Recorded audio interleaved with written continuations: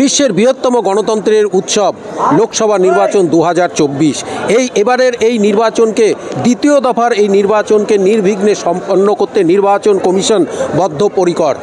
দ্বিতীয় দফার যে তিনটি কেন্দ্রে ভোটগ্রহণ পর্ব হবে তার মধ্যে অন্যতম বালুরঘাট লোকসভা কেন্দ্র, কারণ বরাবরই এই বালুরঘাট লোকসভা কেন্দ্র নজর কাড়া আসনগুলির মধ্যে অন্যতম। এই বালুরঘাট লোকসভা কেন্দ্রের নির্বাচন আগামী 26শে এপ্রিল, এবং সেই 26শে এপ্রিল নির্বাচনের আগে আজকে বালুরঘাট কলেজ থেকে সমস্ত কিছু ডিস্ট্রিবিউশন হচ্ছে, যেখানে ভোট কর্মীরা সকাল থেকে এসে তাদের দায়িত্ব বুঝে নিচ্ছেন এবং তারপর এই ডিস্ট্রিবিউশন সেন্টার থেকে ইভিএম, ভিভিপ্যাট এবং সেই সঙ্গে ভোটার তালিকা সহ যাবতীয় নথিপত্র ভোটকর্মীরা তারা সংগ্রহ করছেন।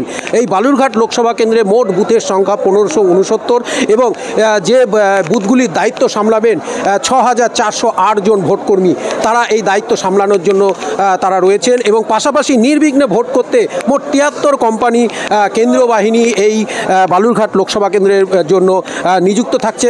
পাশাপাশি 3000 রাজ্য পুলিশ থাকছে।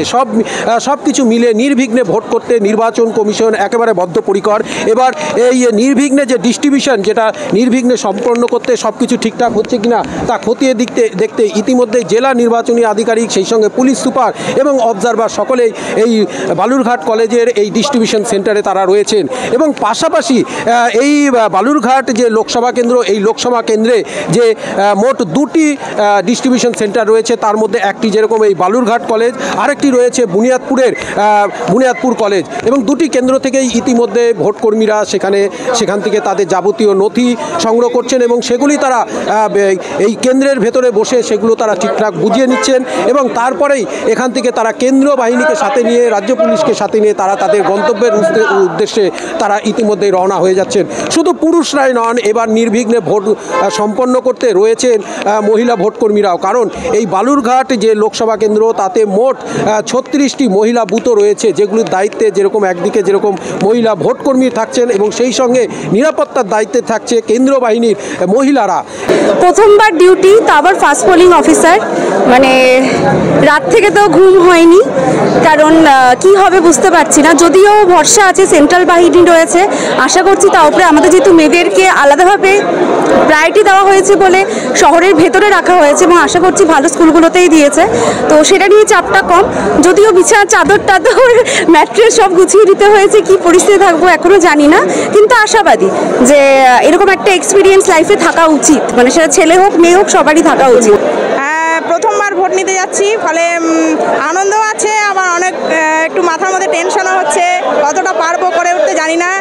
কনফিডেন্স নিয়ে যাচ্ছি যেন ভালোভাবে সব কিছু করতে পারি, এইটা। এবং মহিলা কেন্দ্র বাহিনী এবং এখনও পর্যন্ত সব কিছু নির্বিঘ্নেই, এমনটাই জেলা শাসক, জেলা নির্বাচনী আধিকারিক তিনি জানিয়েছেন। ডিস্ট্রিবিউশন স্বাভাবিক আছে, এখন অনেকটা পোলিং পার্টি এসে গেছে, ফরমেশন ইভিএম নিয়ে যাচ্ছে, এখন পর্যন্ত ঠিকঠাকই চলছে। বুনিয়াদপুরেও খবর আছে, আমাদের ঠিকঠাকই চলছে, নর্মাল আছে সব। এখনও অবধি টিল নাও স্যাটিসফ্যাক্টরি। এখন তাপমাত্রা বাড়বে, এটা একটা ফ্যাক্টর, কারণ হিট ওয়েভেরও একটা ঘোষণা হয়েছে 2 দিন ধরা। দেখা যাক, তবে বুথগুলোতে আমরা চাইবো যে বুথগুলোতে যাতে ব্যবস্থাপনাটা ভালো থাকে, পর্যাপ্ত জল থাকে, ইলেকট্রিসিটির ব্যাপার যাতে ভালো থাকে।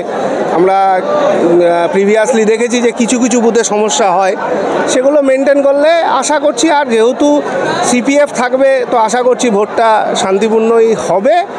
তবে আগের বারগুলোতে ছিল প্রথম, এর আগে বহুদিন আগে যেটা করেছিলাম, এর আগেরটাতে তাতে কেন্দ্রীয় বাহিনী খুব ভালো ছিল, তারপরটার থেকে একটু হালকা হয়েছে, এবার একটা দেখা যাচ্ছে কি দেখছি।